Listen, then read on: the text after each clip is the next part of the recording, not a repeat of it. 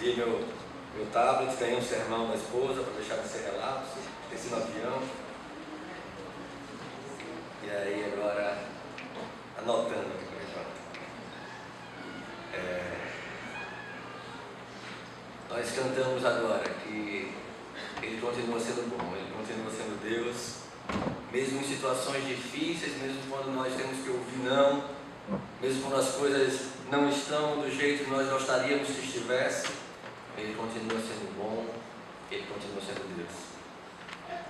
É certo que tem momentos na vida da gente em que essa certeza ou essa convicção, essa promessa de Deus, Ele é imutável, que Ele continua e será sempre do jeito que Ele é, porque Deus não pode mudar, e Ele é fiel, e Ele cumpre o que prometeu. Isso parece que nem sempre é tão vívido e tão firme diante dos nossos olhos. Crentes passam por dificuldades, crentes passam por dificuldades profundas, por tristezas profundas.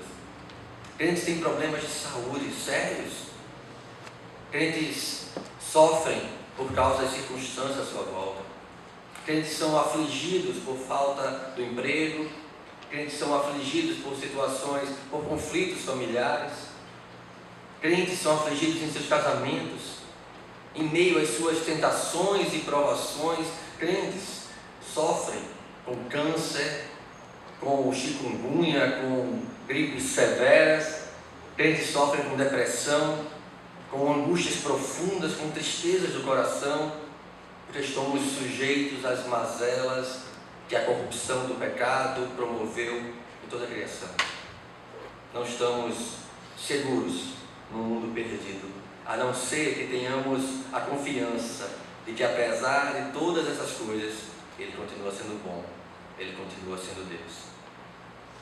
Essas últimas semanas, e vai chegando no fim do ano, e a gente começa de duas uma, ou começar a refletir o que nós queremos planejar para o ano seguinte, e eu acredito que muitas pessoas façam isso, embora não todas, mas também as pressões do término do ano, e mais especificamente em relação a essas pressões, nós temos vivido dias bem, como eu poderia dizer, apertados no trabalho, em termos de situações difíceis, em termos de problemas a resolver, e o número que precisa fechar no final do ano, e a gente corre atrás de muitas coisas, com muito empenho, com muita energia, e as coisas parecem que não vão acontecendo, isso vai angustiando muita gente, e o cenário à nossa volta passa a ser, algumas vezes, temeroso.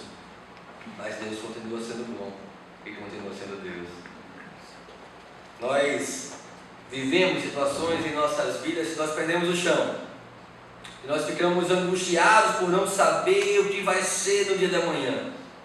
Vivemos situações em que parece que os nossos relacionamentos estão ruindo, que os nossos amigos não são mais nossos amigos, que os nossos familiares parecem que estão se matando um contra o outro por causa de maneiras de pensar diferentes ou convicções diferentes acerca de algumas coisas, ou às vezes até dentro da igreja, por modos de pensar diferente acerca de coisas que são periféricas, não fundamentais da nossa fé, nosso caminhar junto. Isso vem ferindo a nossa unidade, isso vem ferindo os nossos relacionamentos, e Deus continua sendo bom, continua sendo Deus. É estranho a gente pensar que nós podemos, de fato, nos apropriar dessa verdade, de modo que isso venha a conduzir a nossa maneira de pensar e sentir as circunstâncias da nossa volta. Há um certo período eu tive uma situação muito crítica lá em casa, entre os meus familiares, quando um dos meus familiares estava com uma crise de depressão, provocada por circunstâncias da vida, ou pelo menos catalisada por algumas circunstâncias da vida. Pude ver aquele familiar angustiado, e eu, de uma maneira muito humana de pensar e refletir sobre o problema, não conseguia encontrar uma saída, porque parecia que as palavras não tinham força para resolver o problema, não entravam, não eram compreendidas ou não eram vividas, embora essa pessoa fosse uma pessoa cristã, estava passando por angústia profunda no seu coração. Muitos crentes na Bíblia passaram por tristezas profundas em seus corações. Nós conhecemos a história de Ana, orando ali no templo, balbuciando, angustiada por causa do seu desejo de dar um filho ao seu marido. E o sacerdote, ele olha e acha que ela está embriagada, pela maneira como ela está balbuciando, angustiada. Quantos salmos nós temos de pessoas profundamente angustiadas por situações difíceis em suas vidas? Situações em que encontram quase que sem vida, quase sem esperança de viver.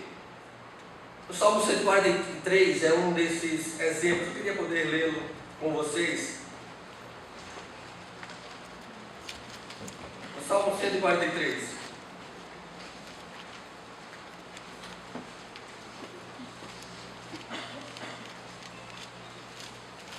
Um salmo de Davi, um crente, um homem confiante, fiel, um homem segundo o coração de Deus. Ele começa clamando a Deus pela atenção à sua oração. Atende, Senhor, a minha oração, dá ouvidos à minha súplica. A gente está falando aqui de oração, de súplica, de fervor diante de Deus. E ele vai dizer: responde-me segundo a tua fidelidade.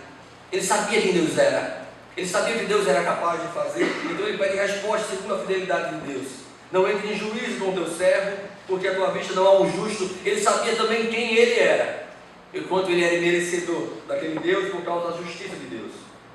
Ele vai falar: pois o inimigo me tem perseguido a alma, tem arrojado por terra a minha vida, tem me feito habitar na escuridão, como aqueles que morreram há muito tempo. Olha a profundidade da angústia de Davi em meio a essas palavras. O inimigo não tem só perseguido a sua vida, mas a sua alma. E ele já se sente como aquele que morreu há muito tempo, e não tem sequer mais esperança. Nós estamos sujeitos a passar por situações assim na vida. Situações em que nós olhamos para Deus, tentamos nos justificar diante de Deus, tentamos compreender como pode Deus fazer algo tão duro, tão difícil a mim, a você, a fulano, que busca ser tão fiel em sua conduta, tão cheio de princípios. Como é que pode um crente passar por tamanha dificuldade na vida? Como é que pode um crente quase que sucumbir por causa de uma tristeza tão profunda a ponto de sentir-se morto há muito tempo? Mais do que isso, a solução nós temos para isso. Então, essa semana eu lembrei de um texto bastante conhecido e nas últimas 2 semanas tenho meditado nele. Já tive a oportunidade de compartilhá-lo brevemente pela manhã aqui na igreja. Eu queria poder fazer mais uma vez com um pouco mais de profundidade nessa noite. Por isso convido você ao texto que nós vamos explorar na mensagem de hoje. Está lá na carta de Paulo aos Filipenses, no capítulo 4. Carta de Paulo aos Filipenses, capítulo 4.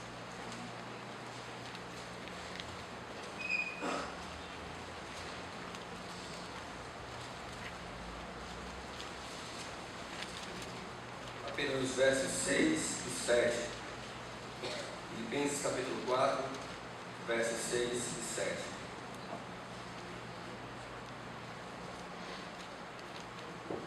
Queria poder contar com a igreja lendo comigo e que possamos fazê-lo em uma só voz. Toda a reverência, toda a atenção. Diz assim a palavra de Deus, na carta de Paulo aos Filipenses, capítulo 4, nos versos 6 e verso 7. Não andeis ansiosos de coisa alguma, em tudo, porém, sejam conhecidas diante de Deus as vossas petições, pela oração e pela súplica, com ação de graça. E a paz de Deus, que excede todo entendimento, guardará o vosso coração e a vossa mente em Cristo Jesus. Amém. Essa é a solução apresentada por Paulo àquela igreja para problemas de conflito entre eles, para problemas de dificuldade entre eles. A carta de Paulo aos Filipenses como um todo, ela demonstra um coração grato de Paulo. Paulo escreve aos Filipenses também para agradecer a uma generosa oferta que havia recebido daquela igreja. Mas também Paulo trata de orientar acerca das perseguições que aquela igreja estava sentindo ali na pele, sendo perseguida por aqueles que eram contrários à pregação de Cristo, e também encorajá-los a permanecerem firmes e fiéis. A igreja de Filipenses, como várias igrejas daquele contexto, estavam sujeitas à profunda perseguição. A perseguição que era empreendida contra os cristãos daquela época. Grande parte dos nossos medos, das nossas ansiedades, tem origem na nossa falta de confiança. Então Paulo queria encorajar aqueles cristãos em Filipos a terem confiança em Deus, a colocarem o seu coração em Deus, a assumirem firmemente no coração um compromisso de crer que Deus era o que prometeu ser em sua palavra. Não andeis ansiosos de coisa alguma. Há um imperativo, não andeis, não andem desse jeito. Andar tem um sentido na Bíblia de viver, de modo como nós vivemos. Enoque andou com Deus e já não era, porque Deus o tomou para si. Enoque viveu com Deus, ele vivia constantemente na presença de Deus. E Paulo diz aqui que nós não devemos andar, não devemos viver ansiosos de nada, de coisa alguma. Esse coisa alguma, ele vai ser colocado de uma maneira antagônica em relação às nossas orações. Nós precisamos colocar todas as coisas. Se nós não podemos andar ansiosos de coisa alguma, nós devemos colocar todas as coisas diante de Deus em nossas orações, em nossa súplica. Essa expressão, todas as coisas, ela é equivalente a todas as questões da nossa vida. Tudo que nos angustia, tudo que nos alegra, tudo que pode roubar da nossa alma o ânimo, nós precisamos colocar essas coisas diante de Deus. Tudo que nos tira a alegria da salvação, nós precisamos colocar essas coisas diante de Deus. Abra tua Bíblia no livro de Salmos novamente. No Salmo 60.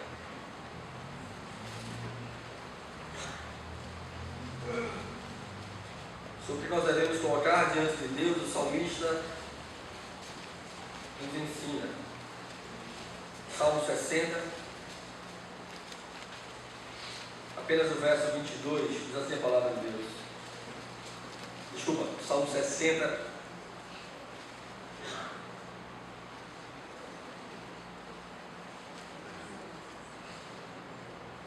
a partir do verso 11, versos 11 e 12, do Salmo 60, diz assim a palavra de Deus. Presta-nos auxílio na angústia, pois vão é o socorro do homem. Em Deus faremos proezas, porque Ele mesmo calca aos pés os nossos adversários. Volta os olhos para o 11. Presta-nos auxílio na angústia, pois vão é o socorro do homem. Porque Paulo começa a nos ensinar aqui nesse texto que nós não devemos buscar socorro na força do braço do homem, ou na força do nosso braço, ou na nossa capacidade de resolver os nossos problemas, pura e simplesmente, porque vão é o socorro do homem. Ele não é capaz de eliminar as angústias do nosso coração, porque há questões tão profundas do nosso ser, e eu não estou falando de questões patológicas que nós tratamos com remédios, medicamentos e tratamentos, mas eu estou falando de questões da alma, que só podem ser consertados, reparados, restaurados pelo poder da palavra de Deus. E não há outro caminho para essas coisas, a não ser a palavra do Senhor. Presta-nos auxílio na angústia, porque vão é o socorro do homem. 1 Pedro, lá no finalzinho da Bíblia, vou ler mais algumas páginas. 1 Pedro,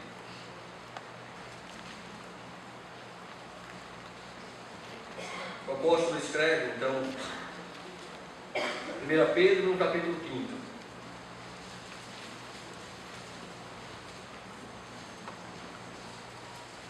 Apenas o verso 7.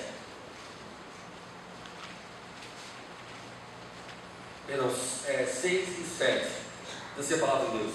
Humilhai-vos, portanto, sob a poderosa mão de Deus, para que Ele, em tempo oportuno, vos exalte, Como nós vamos nos humilhar? E Pedro nos ensina, lançando sobre ele toda a nossa ansiedade, porque ele tem cuidado de vós. Não confiando de maneira vã na carne, não confiando de maneira vã na nossa própria capacidade de nos livrar de momentos difíceis de nossas vidas, não confiando em nossas capacidades intelectuais de repente resolver todas as questões da nossa ansiedade, mas lançando sobre o Senhor, depositando nele a nossa confiança, colocando nele, lançar sobre toda a nossa ansiedade. Esta é a nossa consolação, esse é o nosso refrigério, depositar ou descarregar ou colocar no Senhor tudo que nos aflige. Tais coisas devem se fazer conhecidas em nossas orações e em nossas súplicas, como Paulo sugere aos Filipenses. Os crentes precisam estar prontos a derramar os seus corações, a nomear as suas angústias diante do Senhor e colocar tudo que nós somos, o que nós temos, o que nós desejamos diante do altar do Senhor, que é todo poderoso para fazer infinitamente mais do que nós podemos imaginar. O homem caído, ele anda de um lado para o outro no tempo de angústia. Ele anda perdido, procurando soluções humanas e mundanas para resolver os seus problemas, para acariciar o seu coração, para lhe dar talvez algum sentido, algum refrigério, mas não conseguem encontrar. Talvez por algum tempo possam se sentir aliviados, mas não conseguem encontrar plena satisfação, pleno gozo, plena alegria, que não depende de circunstância, mas tão somente da confiança de que Deus é o que prometeu ser para nós. Não andeis ansiosos de coisa alguma, em tudo seja conhecida diante de Deus as nossas petições por oração e súplica. Jó, no capítulo 23, versos 3 e 4. Jó, capítulo 23.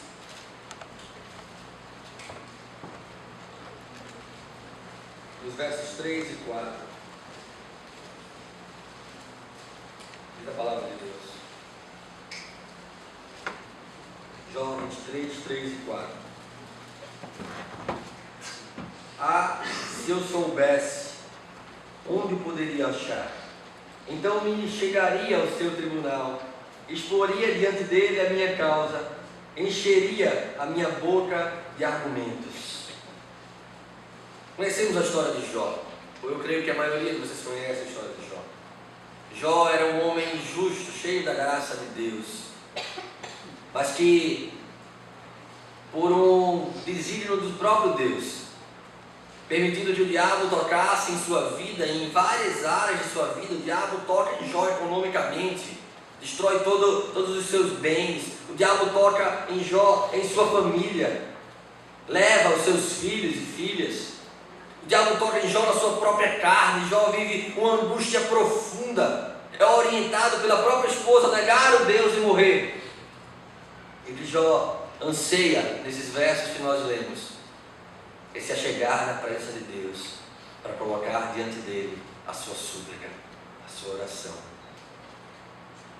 Quando nós estamos angustiados em nossas vidas, quando nós nos vemos perdidos em nossas vidas, o que nós mais precisamos, e muitas vezes não é a primeira coisa que nós buscamos, mas o que mais precisamos é nos achegar à presença de Deus e colocar diante dele as nossas orações.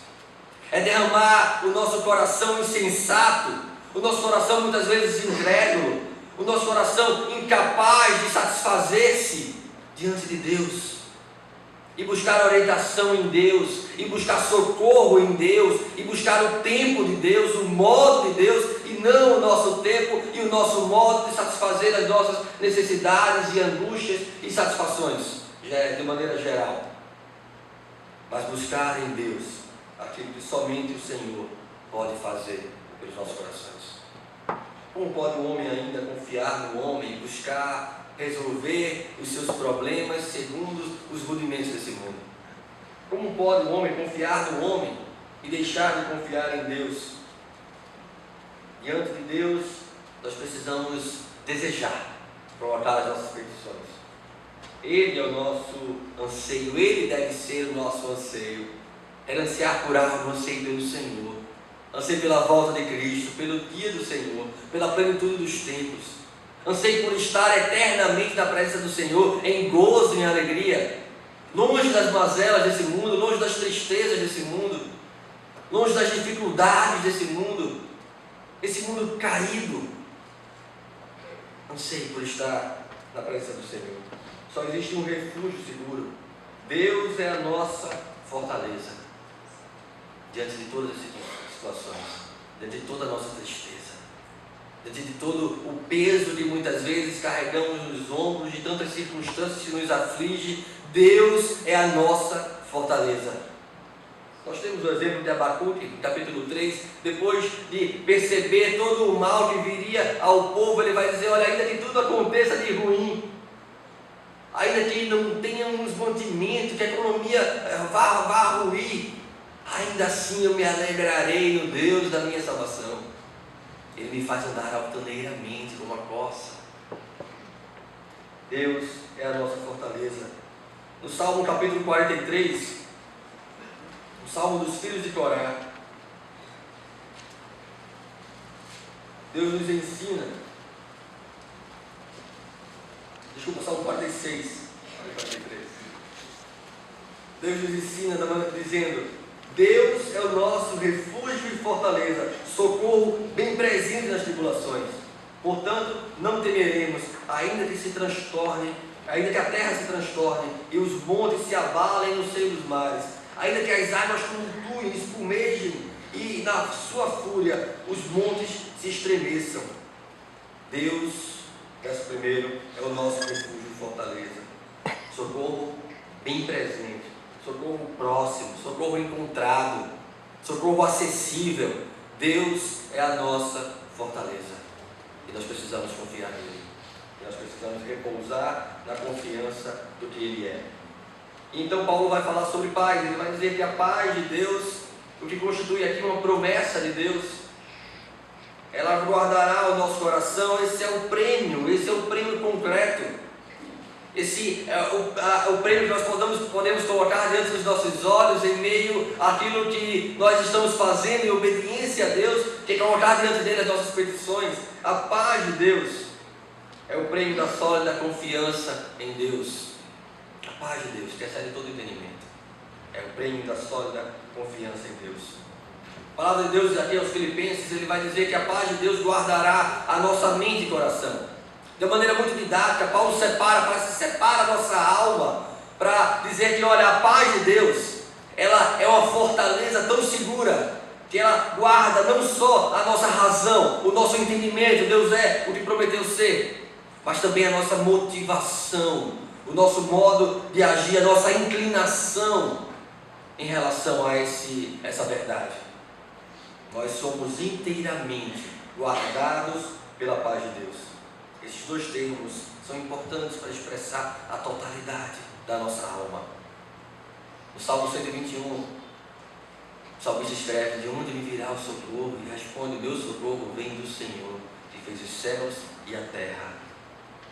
Mais adiante ele vai dizer que não cochila nem dorme o guarda de Israel, e o Senhor é como a sombra à nossa direita, está sempre do nosso lado. Nós não podemos esquecer que o Senhor está no controle de todas as coisas, que o Senhor é que nos guarda, que o Senhor é mais poderoso de todos os governos desse mundo. Todos os males desse mundo estão sob o controle da poderosa mão de Deus. Que disciplina ou que provações Deus nos privaria se nos fosse necessário, para nos moldar aquilo que Ele tem preparado para nós. Nós precisamos passar muitas vezes por desertos em nossas vidas, para que isso venha a forjar o nosso coração, o nosso caráter, para que possamos de fato reconhecer muitas vezes as perdas em nossas vidas. É um modo de Deus de não nos deixar uma vida de altivez, não nos deixar uma vida em que nós nos coloquemos como autossuficientes, mas Deus então nos tira esses ídolos ou essas muletas para nos mostrar o quanto nós precisamos depender do Senhor. E mesmo em meio a essas circunstâncias, a paz de Deus, que excede todo entendimento, guardará nossa mente e coração. A paz nos guardará de nossos pensamentos pecaminosos. A paz nos guardará de nossos sentimentos e desejos que são contrários à vontade do Senhor. A paz de Deus é algo que vem além da paz com Deus, porque a paz com Deus nós conquistamos quando fomos conquistados em Cristo Jesus.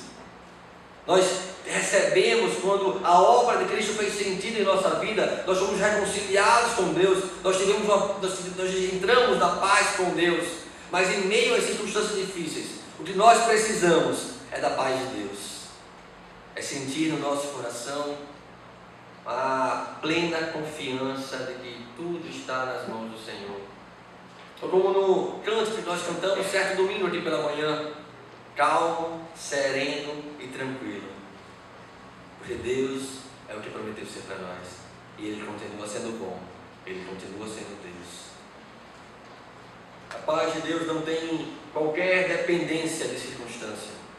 Não depende de estarmos bem, não depende de tudo ir bem na igreja, não depende de avivamento. A paz de Deus não depende de um bom emprego, não depende de uma família estruturada aos olhos desse mundo. A paz de Deus excede qualquer compreensão humana, porque é uma dádiva que Deus dá aos nossos corações para nos proteger, para proteger a nossa alma das angústias ou da perdição provocadas pelo tempo presente e a corrupção da criação. É nesse aspecto que ela excede o entendimento, pois é estranho nós pensarmos que podemos estar em Deus e vivermos angustiados, cheios de medo, cheios de sensações, desejos que são contrários à verdade do Senhor, porque somos levados a essas situações pela insegurança de acharmos que Deus não está no controle, de acharmos que não é a vontade de Deus. Mas Deus está sempre no controle, fazendo a sua vontade. Escreveu certa vez o Richard Baxter que você não está com medo de que o homem, que a criação roube um pouco da sua graça, roube a sua mentalidade celestial ou a esperança da vida futura. Se eles conseguissem roubar essas coisas de você por meio da tentação ou do amedrontamento do pecado, eles seriam mais poderosos de Deus. Então você é a pessoa mais indicada a lançar fora o seu medo de que eles machuquem o seu corpo, pois a intenção deles é machucar a sua alma. O que Richard Baxter diz aqui é que muitas vezes nós temos medo das coisas desse mundo, das circunstâncias, do homem, porque eles podem ferir ou tocar em situações do nosso cotidiano, desta vida, que dizem respeito a essa vida. Porque nós temos a certeza, e eu acredito que você crê nisso, de que nenhum homem, nenhuma mulher, nem qualquer circunstância, nem os nossos patrões, nem os nossos governantes, nada pode nos separar do amor de Deus. Então não há ninguém que possa nos roubar a graça que é do Senhor para conosco. Não há ninguém que possa nos tomar da mão de Deus. Não há ninguém que possa roubar das nossas mentes a esperança da vinda de Cristo. Mas nós tememos o homem porque tememos o corpo, porque tememos essa vida, porque tememos as coisas desse mundo. E aí, nessas situações, o homem parece ser algo maior do que Deus.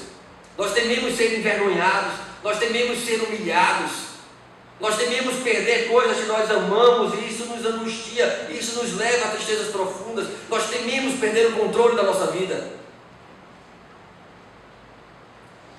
porque nós valorizamos mais essas coisas do que aquilo que temos recebido soberanamente do Senhor, e a própria consciência de que fomos separados para sermos um povo que pensa, que vive, que age de uma maneira completamente diferente dos demais deste mundo, desta terra.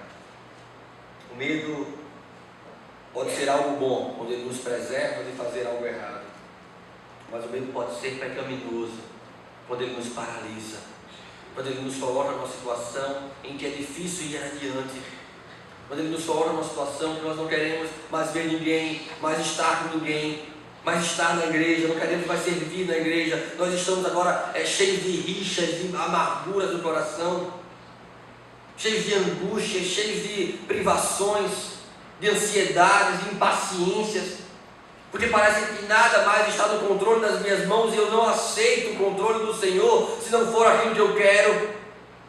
Então o medo toma meu coração. Teme-se a criatura acorrentada como se fosse livre, diz Richard Baxter. Nós tememos um cão preso que não pode chegar até nós, como se ele estivesse solto e pudesse nos ferir. O diabo, o homem, as situações dessa vida, nada podem fazer contra nós, se não for o plano do Senhor. Porque o Senhor faz com que todas as coisas cooperem para o bem daqueles que o amam. Porque o Senhor, como disse José aos seus irmãos, torna o mal que eles intentam em bem, para cumprir o propósito que planejou, que Deus planejou para a vida da sua igreja, para a minha vida individualmente, para a vida de cada um de nós. Deus é soberano. Ele governa o coração do homem. Ele governa as circunstâncias da nossa vida.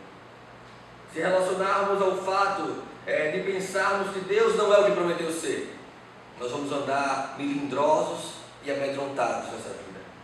E a palavra de Deus e a paz de Deus não estará guardando o nosso coração e a nossa mente.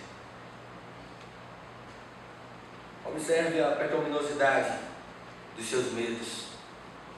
Tente ler e entender o seu coração, de modo que a palavra de Deus faça sentido quando diz que nós não devemos temer, ou quando diz, como disse lá em Isaías 41:10, o texto acho que a Raquel leu aqui no domingo passado: Deus está do nosso lado, Ele está conosco, não tema, eu sou contigo, diz o Senhor. Ele nos sustenta com a sua destra fiel. Ele tem o nosso nome gravado na sua mão, como diz a palavra do Senhor, para que nunca se esqueça de nós. Esse Deus maravilhoso está cuidando de cada área das nossas vidas. Não há nenhum centímetro da nossa vida que o Senhor não diga: é meu, eu cuido, eu governo, eu guardo, eu preservo. Esse é o Deus soberano que a igreja se coloca diante dele, crê nele e diz e canta: ele continua sendo bom, ele continua sendo Deus. Que nosso louvor seja mais do que uma canção da boca para fora. Que nosso louvor seja algo que parta do nosso coração, de um coração que crê no Senhor, que confia no Senhor, que na primeira necessidade, angústia ou provação, coloca logo isso diante de Deus, porque confia que o modo de Deus de resolver é melhor que o nosso, que confia que a maneira e o tempo de Deus de realizar as coisas em nossas vidas é melhor do que a nossa. E aí, colocando as nossas petições diante de Deus, as nossas angústias diante de Deus, a paz de Deus guardará o nosso coração e a nossa mente. Teremos nosso coração protegido pela paz de Deus, a nossa mente protegida pela paz de Deus, impedidos de ocupar nossos pensamentos com coisas pecaminosas, coisas onde Deus não está. Precisamos descobrir em que pontos do nosso coração teme mais ao homem do que a Deus. E como de uma maneira tão insensata, pode o homem temer mais ao homem do que a Deus? Se nós pararmos para refletir racionalmente daquilo que conhecemos de Deus, daquilo que Deus prometeu ser para nós, como pode ainda nós temermos mais a criatura do que o Criador? Como nós podemos ainda depositar mais confiança, ou buscar mais confiança num homem falso, mentiroso, corrupto, com um coração totalmente depravado, do que em Deus sábio, santo e perfeito? Como podemos buscar segurança num homem mau, quando temos um Deus misericordioso e bondoso, que nos ama, que entregou o próprio Filho por nós? Não nos daria nele todas as coisas que precisamos, como escreve Paulo no capítulo 8 de Romanos, verso 32. Como pode o homem confiar no homem impotente, quando Deus é onipotente, está disposto a nos guardar a sua sombra protetora, como o salmista escreve? Como nós somos insensatos em colocar no homem nas circunstâncias e nessa vida a nossa confiança. Devemos então substituir a nossa ansiedade pela paz de Deus. Há um sentimento aqui em xeque. No texto que nós lemos, volta teus olhos para a carta de Paulo aos Filipenses, capítulo 4.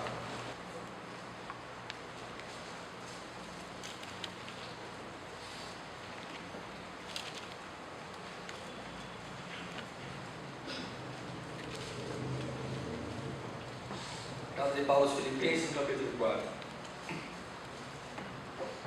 Não andeis ansiosos de coisa alguma. Há um sentimento em xeque. Há um sentimento que nós precisamos pegar e retirar do nosso coração, porque nós não devemos viver com esse sentimento em nossas vidas. Ansiedade.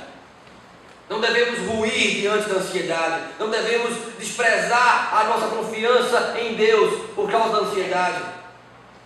Não podemos requerer algo de Deus no nosso tempo, do nosso jeito, por causa da ansiedade. Esse sentimento deve ser retirado do nosso coração. Mas Paulo nos ensina como esse sentimento deve ser retirado do nosso coração. Em tudo, porém, sejam conhecidas diante de Deus as vossas petições, pela oração e pela súplica com ações de graças. A oração é o meio para que a ansiedade seja retirada do nosso coração. É colocar diante de Deus, é entregar a Deus, é descarregar. Talvez seja uma tradução bem mais literal do texto que nós lemos lá em 1 Pedro. Descarregar sobre Ele as nossas ansiedades, é transferir para Deus. Ele levou sobre si as nossas dores. O castigo que nos traz a paz estava sobre Ele. Pelas suas pisaduras nós somos sarados. Nós precisamos colocar o nosso fardo em Cristo e tomar o fardo de Cristo. Nós precisamos ter a consciência de que Deus levou sobre si tudo aquilo que poderia afetar e afligir o meu coração e o seu, pela oração, pela súplica. Todas as nossas petições devem ser colocadas diante de Deus, nomeadas, para que nós reconheçamos o quanto nós somos necessitados do Senhor. Nós precisamos colocar diante de Deus as nossas petições com ações de graças, confiando que Deus é aquele que prometeu ser.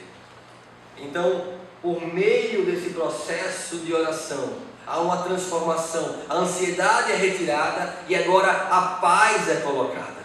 A paz de Deus, então, guardará o nosso coração. A paz de Deus, que excede todo o entendimento, guardará o vosso coração e a vossa mente em Cristo Jesus. A ansiedade é o sentimento. A ansiedade é o sentimento que precisamos tirar do nosso coração. Devemos então substituir essa ansiedade pela paz por meio da oração. A oração é tornar conhecido diante de Deus tudo o que nós precisamos, cada uma das nossas necessidades, é colocar diante de Deus o pão de cada dia. É Ele que nos supre. Quando sentamos à mesa e agradecemos a Deus pelo alimento, é na convicção de que foi Ele que nos deu. O nosso emprego ou o meio pelo qual nós obtivemos o alimento foi o Senhor que proveu, porque Ele cuida de nós, até através do nosso próprio braço. Ele cuida de nós. Ele supre as nossas necessidades. Dificuldades no nosso trabalho precisam ser colocadas diante de Deus. Queixas contra as nossas familiares, contra os nossos amigos, colocar diante de Deus. Situações em que nós achamos que deveria ser diferente em nossas vidas, coloca diante de Deus. Nós cantamos. Um dia a gente aprende a confiar em Deus que faz milagres, que ouve a nossa oração, porque Ele continua sendo bom, Ele continua sendo Deus. A palavra grega mais usada para oração aqui foi aplicada por Paulo como um meio para abrir o coração. A palavra ela tem uma conotação de como vamos orar, vamos abrir o coração. Paulo emprega essa palavra aqui. Nós precisamos pegar as nossas petições e abrir o nosso coração diante de Deus, de modo que todas as nossas ansiedades sejam conhecidas. Não porque Deus não conheça, não porque Deus não saiba o que nós precisamos, mas porque nós precisamos nomeá-las, conhecê-las, para perceber a poderosa mão de Deus agindo em meio a cada uma delas. E Deus age em meio às nossas necessidades. Devemos orar com súplica, reconhecer a nossa impotência, reconhecer que Deus é onipotente, Ele é poderoso e não nós. Então nós devemos suplicar diante de Deus, mostrando a nossa total dependência do Senhor. Devemos orar com ações de graças, porque Deus é misericordioso, porque Deus é bom, porque Deus nos ama e Ele ouve as nossas orações. Quando nós passamos por esse processo, nós recebemos um prêmio, nós recebemos algo que Deus promete para aquele que é fiel a Ele, para aquele que coloca diante dele as suas ansiedades. Tudo que nos ameaça, tudo que ameaça a nossa paz, deve ser colocado diante de Deus. E a paz de Deus será o nosso guarda a nos proteger de nós mesmos, das nossas tristezas, das nossas angústias. Paulo escreve aos Filipenses: não andeis ansiosos de coisa alguma, seja em tudo, porém sejam conhecidos diante de Deus as vossas petições, pela oração e pela súplica, com ações de graças. E a paz de Deus, que excede todo entendimento, guardará o vosso coração, guardará a vossa mente em Cristo Jesus. Paulo, então, depois desses versos, ele vai mostrar a transformação que isso faz, e ele vai dizer: finalmente, irmãos, tudo que é verdadeiro, tudo que é respeitável, tudo que é justo, tudo que é puro, tudo que é amável, tudo que é de boa fama, se alguma virtude há, se algum louvor existe, seja isso que ocupe o vosso pensamento.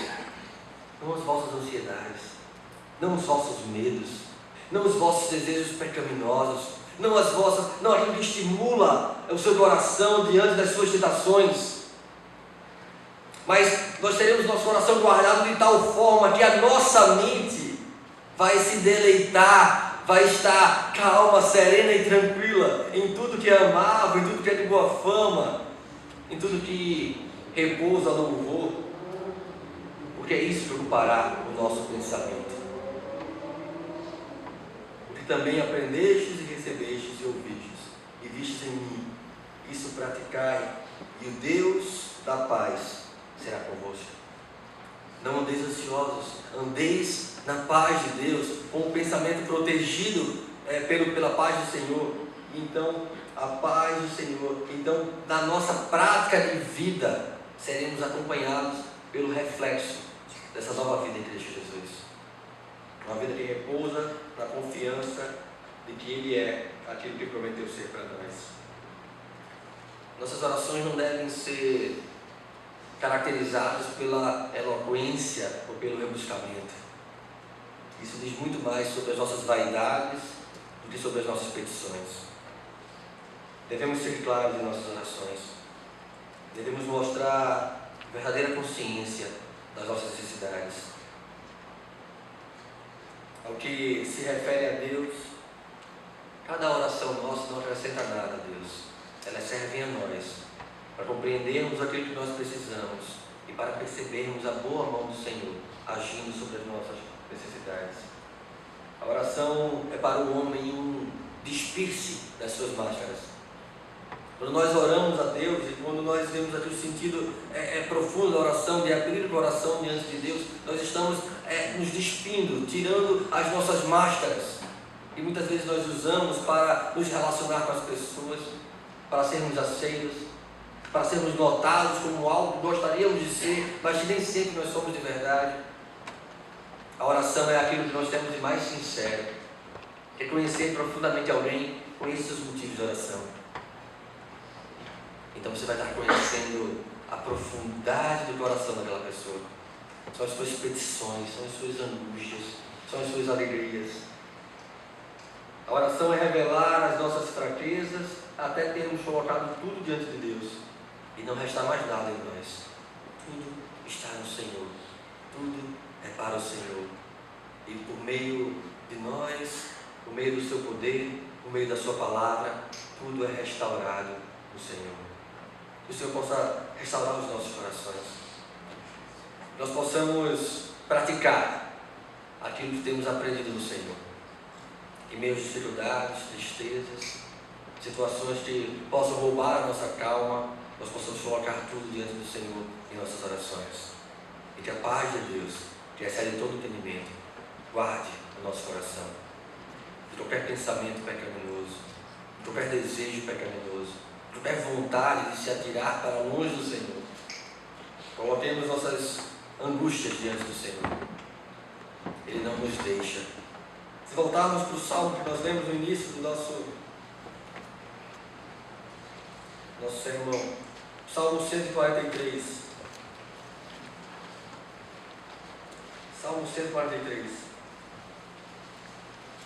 Algo transformador em meio àquela oração tão angustiada.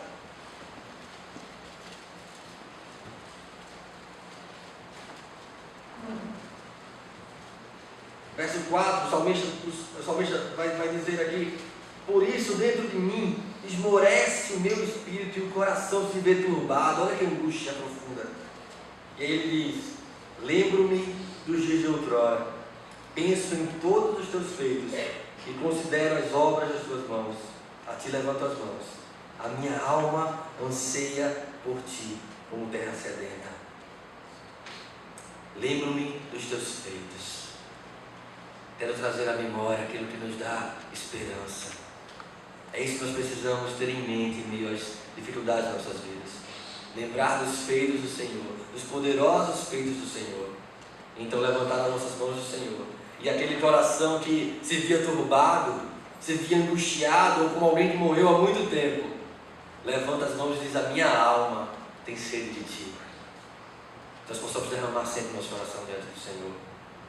Que a nossa alma tenha sede do Senhor e busque o Senhor como terra sedenta, que busque o Senhor em meio a todas as circunstâncias das nossas vidas.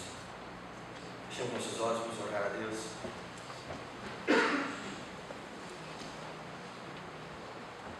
Senhor Deus Todo-Poderoso, enche, Pai, nosso coração de segurança e alegria, Pai. Renova o nosso espírito se abatido estiver. Traz contentamento às nossas vidas. Que olhemos para aquilo que temos recebido do Senhor e nos alegremos no Senhor, porque o Senhor é justo e misericordioso para conosco. Renova as nossas forças. Renova a nossa esperança. Nos faz lembrar os teus poderosos feitos e trazer à memória o que nos dá esperança. Que em meio às circunstâncias difíceis, o Senhor seja o nosso auxílio. Socorro bem presente, socorro encontrado. Que nunca esqueçamos de que tudo que nós precisamos é o Senhor. E se o Senhor é o nosso pastor, nós não temos necessidade de mais nada. Podemos estar contentes em pastos verdejantes, ou meio de situações que nos pareçam como o vale da sombra da morte. O Senhor estará conosco. Louvado seja o Senhor, que nos dá a segurança de repousar à sombra protetora do Deus Onipotente e a alegria da salvação. Em nome de Jesus. Amém.